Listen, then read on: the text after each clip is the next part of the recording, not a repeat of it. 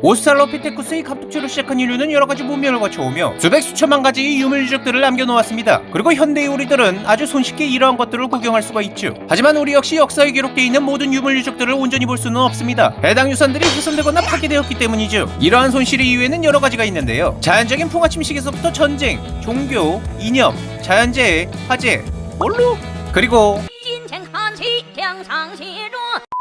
근데 이러한 것들은 의외로 상당히 평범한 축에 속합니다. 왜냐하면 전세계 유물 유적의 손실 대다수를 저런 이유들이 차지하고 있으니까요. 하지만 우리는 그런 다수의 사례들 사이에서 좀 더 특이했던 사례들을 찾아볼 겁니다.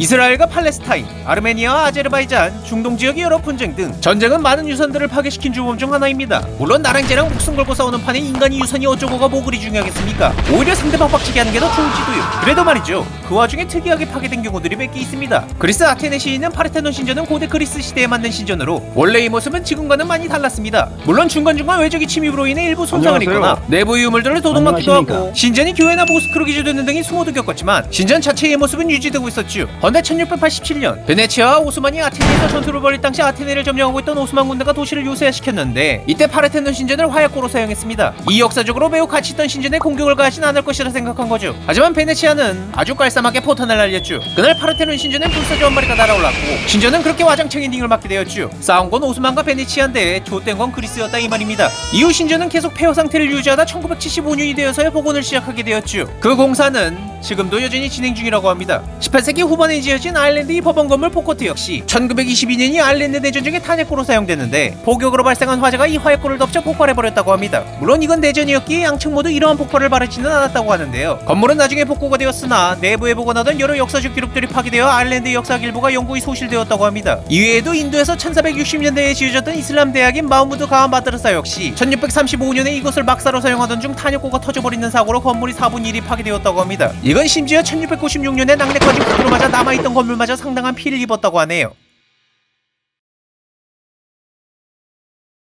이집트 과학연구소는 이집트학을 전문으로 하는 카이로의 학술단체로 1798년에 나폴레옹이 처음 만들었던 단체가 지금까지 이어진 겁니다. 그런데 2011년 1월 25일 당시 이집트 혁명이 일어나 거리 곳곳에서 시위대와 경찰들이 충돌했는데 이 혼란스러운 상황도 중 화염병 하나가 연구소 창문을 깨고 들어오게 됩니다. 불은 삽시간에 대규모 화재로 번졌지만 야 이 씹새끼들아 비켜! 지금 불 났다고! 둘 다 좀 꺼져!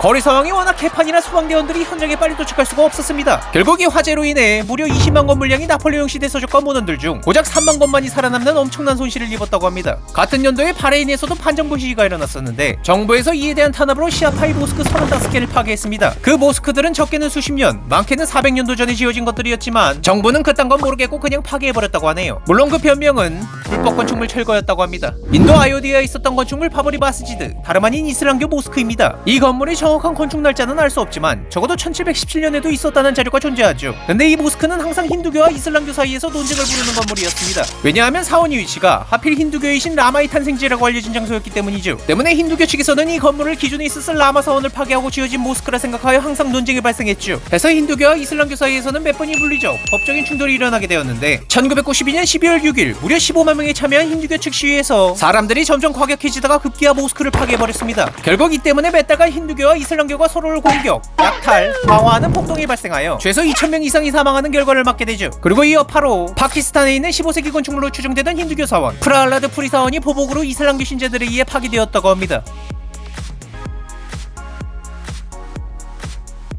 아프가니스탄 바미안주에 있는 무려 6세기 시절에 만들어진 바미안 석불상 도구는 탈레반이 2001년에 우상숭배 금지라며 다이너마이트로 폭파시켰습니다. 태국에선 1932년이 민주주의 투쟁을 기념해 왕립광장에 설치한 명판이 2017년 4월에 군주제 찬양 명판으로 바꿔치기 당했죠. 2020년 9월 20일에 명판을 다시 설치하긴 했는데 그 다음날에 다시 도난당했다고 합니다. 우루과이의 세 가지 공식 국기 중 하나인 33인의 동방인 깃발, 그 최초의 국기가 1969년 7월 16일에 도난당해 영영 사라졌는데 훗날 쿠데타를 일으키는 국좌파 정당에서 훔쳐간 것이었다고 합니다. 말레이시아의 칸디 11호라 불리는 약 1200년 된 힌두교 사원, 사우디아라비아의 18세기 건축물 아자드 요새는 각각 개인 사유주의와 개발을 이유로 철거되었죠. 몰타의 한 신석기 시대 장내 무덤에 있는 석조물들은 19세기의 인근 농가에서 건설 자재로 사용했고요. 이집트에선 거대한 인공 호수인 나세르 호수를 만들었는데 이 덕분에 수단에 있던 7세기 건축물 파라스 대성당과 기원전 1200년경에 지어진 이집트의 게르프 후세인 사원이 수정당했죠.